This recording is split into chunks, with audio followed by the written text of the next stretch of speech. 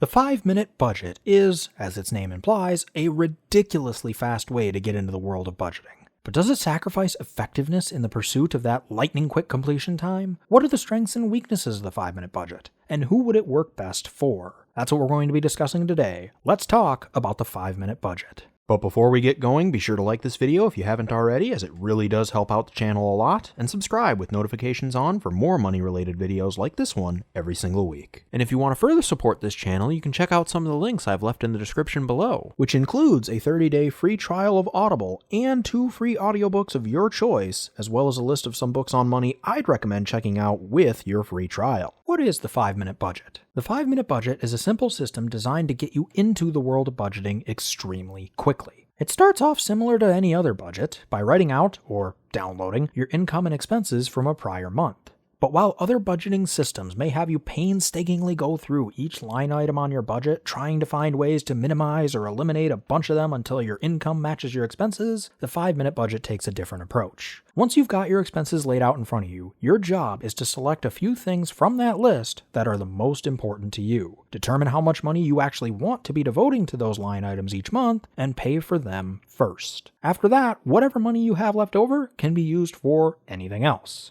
And that's about it. So what we've essentially got is a budgeting system that's attempting to combine elements of traditional values-based budgets, in the sense that you're prioritizing spending based on what expenses you personally care about the most, with elements of reverse budgets, in the sense that you're going to be attempting to try and pay yourself first in some shape or form. And as you can imagine, there are quite a few pros and cons to this streamlined approach to budgeting. I'll start by listing off some of the strengths of this strategy. The first and most obvious strength is, of course, its speed. Assuming that you make all your purchases with a debit or credit card, you could genuinely complete this budget from start to finish within 5 minutes. All you'd need to do is log into your bank's website, download your expenses, pick 3 to 5 line items from that log that you want to prioritize, set an amount of money that you want to put towards them, make sure there's still enough room in the rest of your budget for your income to feasibly cover your costs, and move on with your day. That sort of speed can make this budget much less intimidating to start with for those who haven't been budgeting before, especially if the reason for not budgeting in the past was the sheer amount of time and detail work that's required in some other budgeting systems. A second strength to this budget is that it forces you to prioritize your spending,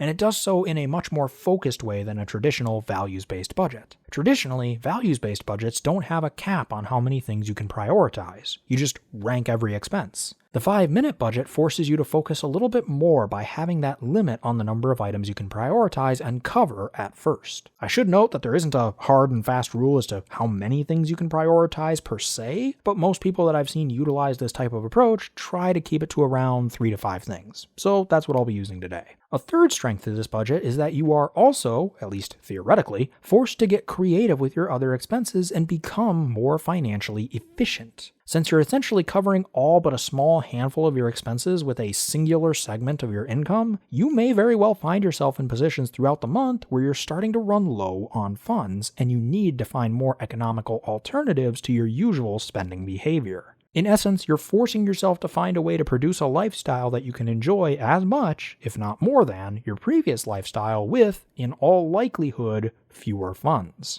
This puzzle-solving aspect of the system can be really intriguing for DIYers and bring a sense of empowerment to those who are used to simply paying their way through any issue that comes up throughout the month. A fourth potential strength to this budget is an extension of the previous two. Since you're prioritizing your spending and forcing yourself to get creative with the rest of your budget, this approach can be a solid way to tackle a temporary spending cleanse or small set of goals that are important to you, such as paying off debt or saving more for retirement. However, one weakness to this budget is that you could argue it actually encourages impulse spending, or at the very least, spending on whims. The basic idea behind the budget is that once your main priorities are covered, every other purchase you make is okay as long as your expenses don't exceed your income by the end of the month. And you know what? I mean, if you're honest with yourself about what you care about and you're covering both your present and future self with your prioritized spending categories, this may be entirely okay. But I can't deny that in the terms of getting the most out of every one of your dollars, either from a purely financial sense or in terms of the enjoyment per dollar spent, this probably is a weakness relative to some of the other budgeting systems out there. There's also the possibility that you'll run into unexpected but entirely necessary and unavoidable expenses near the end of the month that break your budget and force you into debt if you haven't prioritized things like short-term savings and emergency funds. This weakness also suggests that the 5-minute budget probably doesn't do as well as some other traditional budgeting styles when it comes to helping you become more aware of your spending. Again, since the idea is that all spending is okay once your priorities are covered, as long as your total monthly spending doesn't exceed your total monthly income, you may not be quite as likely to keep track of, if even think about, many of the miscellaneous purchases that you're making. This can lead you to being less aware of your financial habits, which can make it take longer for you to become more financially efficient. You could still get there through creative thinking and experimentation, but having blind spots on your specific spending habits can make it take longer.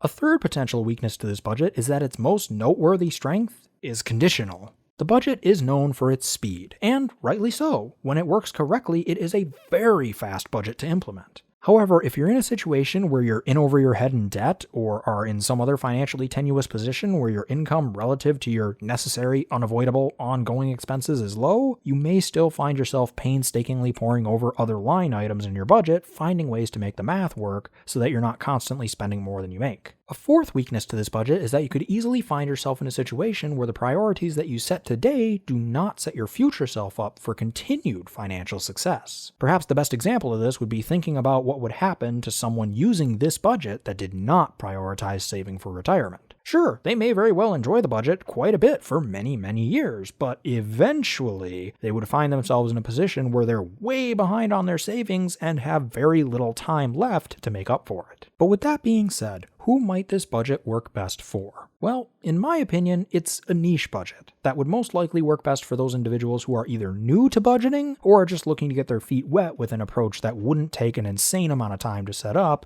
and isn't too intimidating before transitioning into a more traditional budgeting style. It could also work really well for individuals who are looking for a challenge. I could see this approach working really well in some social media 21-day challenge campaigns, or those who are trying to tackle specific goals that require a lot of financial focus to achieve, such as a spending cleanse or paying off debt, since those individuals could select the expenses related to those goals as their priorities and devote very large portions of their income toward them, leaving little room for anything else. Again, forcing that creativity to come to the surface. So, in summary, what we have is a budget that is lightning quick to set up, as long as your income is in a halfway decent place relative to your unavoidable expenses, helps to ensure that your biggest priorities are taken care of, helps you to focus on and knock out financial goals, and can grant a sense of intrigue and empowerment by turning the rest of your monthly expenses into a creative puzzle to solve. However, it might encourage impulse spending to some degree and does likely sacrifice some level of awareness of your own financial habits by lumping the majority of your purchases into what is essentially one big miscellaneous line item, which can create a longer and more winding path towards achieving greater financial efficiency. Because of these strengths and weaknesses, it can work well for those who are just looking to get their feet wet in the world of budgeting with something that's nice and quick to set up, as well as for those looking for a challenge or to tackle a spending cleanse, pay off debt, or some other goal that requires a good deal of financial focus. However, it probably wouldn't be my first choice for a long-term budgeting solution for most people due to that lack of self-awareness when it comes to personal spending habits and the possibility that the priorities we set today may not put our future self in a good enough position for continued financial success. But what do you think? Have you ever tried this approach or something similar to it? If so, are there any tweaks that you would make to it to make it even more effective? And are there any other budgets that you want me to take a look at? Let me know in the comments section below. But that'll do it for me today. Once again, if you enjoyed this video, be sure to smash that like button if you haven't already, subscribe, and hit that bell next to my name so you'll be notified of all my future uploads. I generally upload every single Monday, and if you have a friend that would be interested in this kind of content, be sure to share it with them. Let's really get this information out there and start our own financial revolution.